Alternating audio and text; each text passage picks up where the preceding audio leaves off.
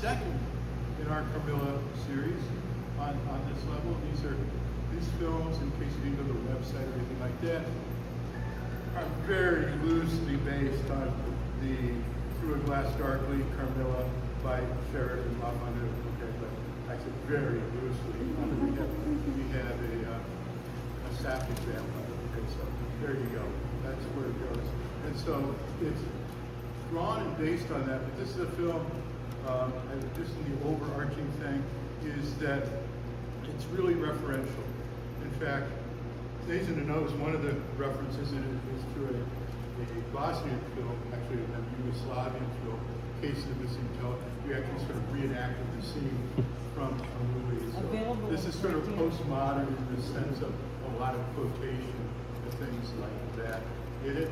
The other thing about it is my work, personal work at this time in the last decade, has been primarily working on what's called, there's something called micro-budget cinema. And they go, oh, you do micro-budget cinema? And I go, yeah, those are films like 50,000 to $250,000. We try to make these films for $10,000.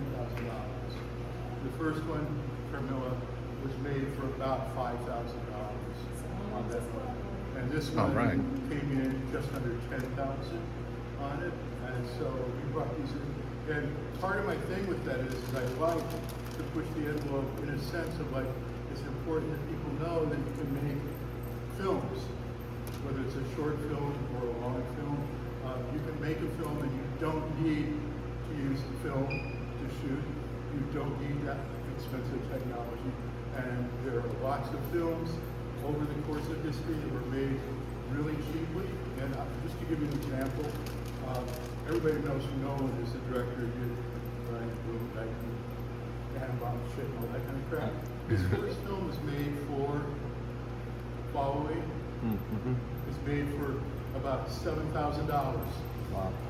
On film. I can't even imagine that. El Mariachi was made for around $10,000 on film. So we're now in a period of time where people have iPhones that are totally good for cinematic work. As we know, there's been some recent feature films. The Bone Temple, those 28 day layers that were shot. Once again, that rig is hardly cheap, but the basic unit is an iPhone. And so all this technology is available. In many cases, as in DaVinci Resolve, it's free, right, on that front. Reaper, which is a really complex and powerful audio editing software, is free, right? So a lot of this stuff is totally available. So when I go around and speak, I'm really, my idea, and this happens with the tall people a lot, they think they need all this really expensive equipment to shoot. Like, well, I can't make my film because I can't get a red or an Arri camera, right? And I'm just like, I'd love to come over there and do a seminar with them because I've had them show up.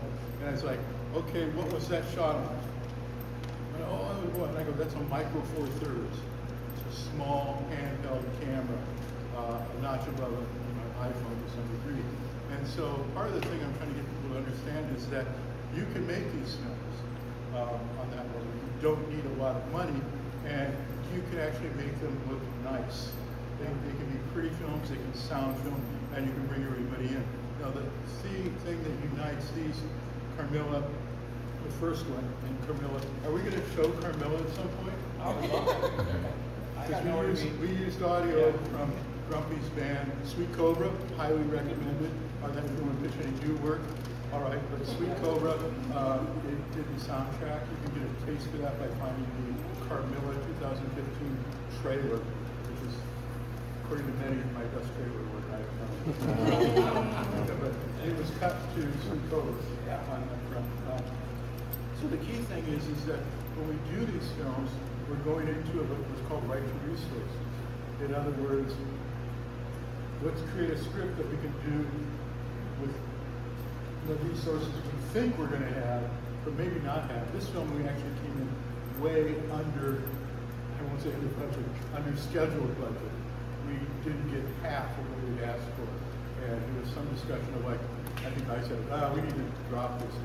The crew, some of them, just wanted to say, I was going to shoot this. So we went forward with the project, which then cause us to retrench, do things differently, and in a certain way, that's a good thing, because it destabilizes you. You got to rethink it. You got to think on your feet, and you get sort of this kind of notion of the film is in the moment of production, which, if it works out, it's great. And so the other thing is that most of the people working on this film are students and former students who have volunteered on it. Actually, the first film that got it rolling, Carmilla, was actually shot because the students kept harassing me about, I was always talking about this screenplay that I had, you know, the famous, yeah, I got this film I'm going to do someday called Carmilla, and I use an example.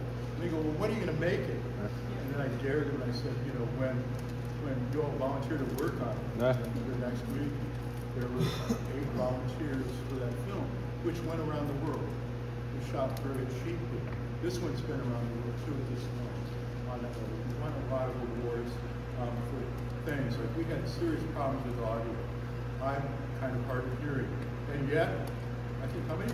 5 awards for audio design and production. So that's one of those like university graduation stories.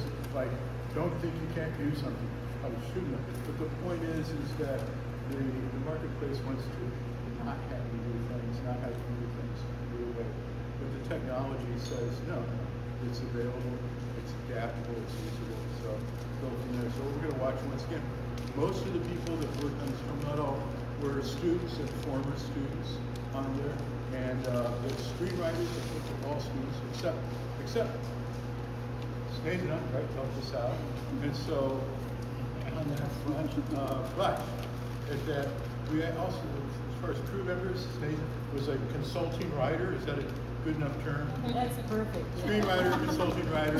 Lisa, who's a teacher of literature or something, and screenwriter. And John is the editor and the special effects person. And this is important because you see some crazy photo effects, which maybe don't look so crazy now. But when I went out and I said, well, we need a crow to do this and that, people, well, that's going to cost you $10,000. That needs to be a literally one person said, I'm going to need a 3-person crew, and it's going to take about 6 months. It's like to put a crow outside the window of a train, and so John did it for me. Right. Crazy photos of things. So the key thing is that you can do a lot for little. And like I said, the technology, sometimes bemoan the fact that the technology now is this technology is actually old and is now been replaced by technology which is newer and better on that level. So again, our motto was more crows. And that appears in the film as images and also in the soundtrack. So what else can I tell you? That's probably enough we need to get rolling. I'll take any questions afterwards on that front. Oh, just in case somebody's wondering, this was shot with a GH5, which is a Panasonic Lumix little handheld mirrorless camera. I did use vintage lenses on it. It's something for big chunks of it, but also it's a very low light camera.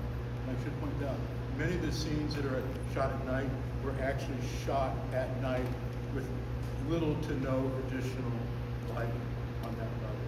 And so that's once again, it's like, why, somebody we were talking about film, and I go, why would I use film? We couldn't have done those shots. Or we would have had a truck with lights moving down the street. It just takes the fun out of it. All right, so, but anyway, are we ready? Yeah.